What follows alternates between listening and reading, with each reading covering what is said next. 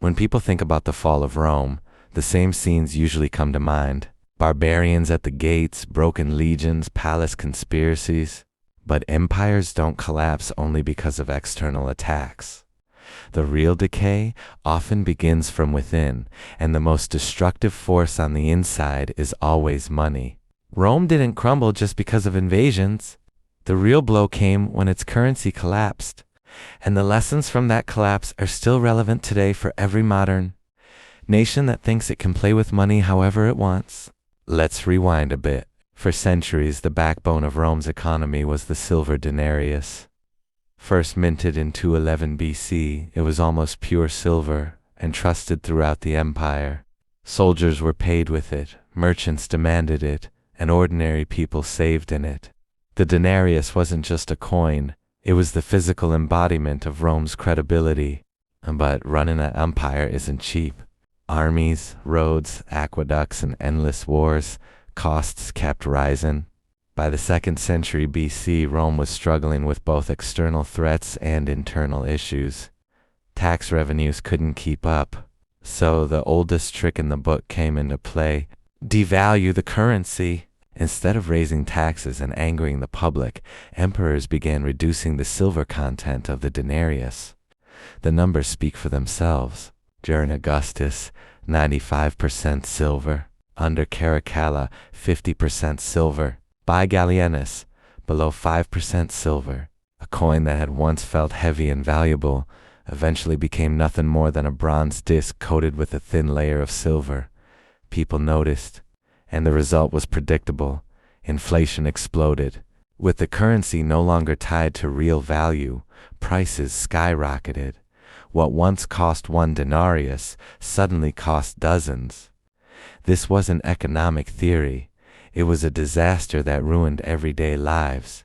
Soldiers demanded higher pay because they couldn't survive.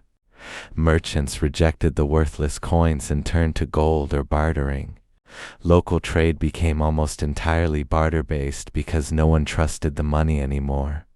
As trust eroded, emperors responded by printing even worse money. The vicious cycle grew and grew.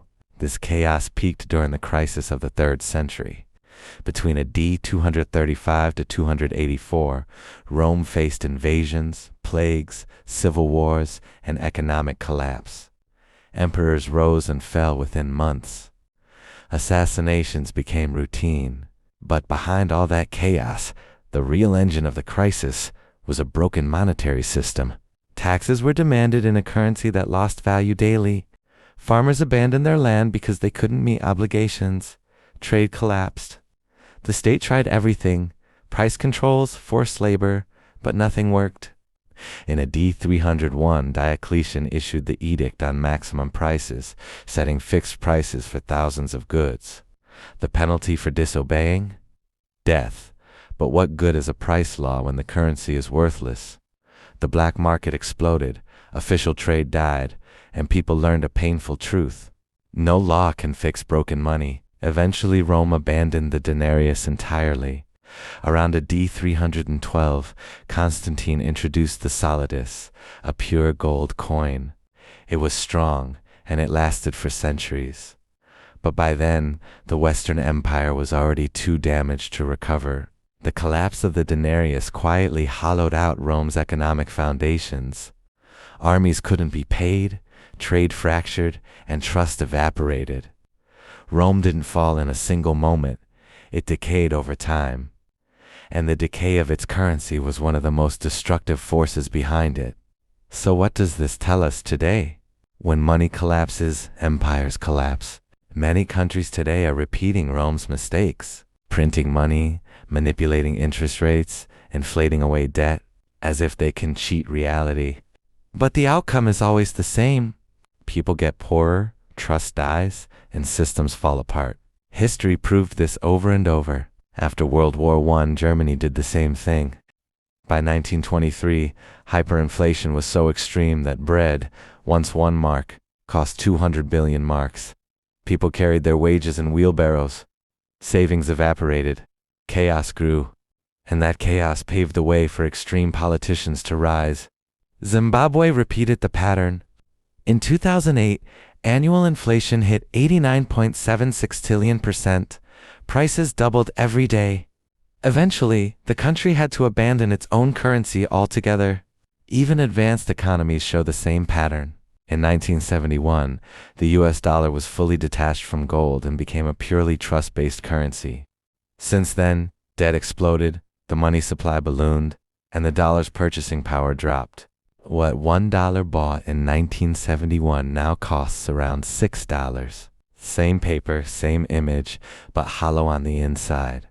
And now the problem isn't national, it's global. The world economy runs on fiat money. Global debt is at record highs. At the slightest sign of crisis, central banks print trillions. If a collapse happens now, it won't hit just one country, it will hit everyone. So what should individuals learn from all of this? 1. Inflation isn't an accident, it's a policy. For 2,000 years, it's been the hidden tax that destroys empires. 2. Real wealth isn't in paper, it's in assets that hold value. Land, skills, production, businesses, resources.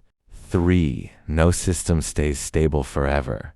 Tell a Roman in the 1st century that their money would become worthless. He'd laugh. Tell a German in 1913 he'd carry his salary in a wheelbarrow. He wouldn't believe you. Zimbabwe made the same mistake. The lesson always ends the same way. When trust dies, the system collapses, first slowly, then all at once. When money loses value, societies fall apart. Trade stops, contracts break, armies dissolve, governments lose authority. The barbarians at the gates might deliver the final blow, but the empire always kills itself through its treasury. And remember, history doesn't repeat word for word. But if you fail to understand it, it will crush you just the same.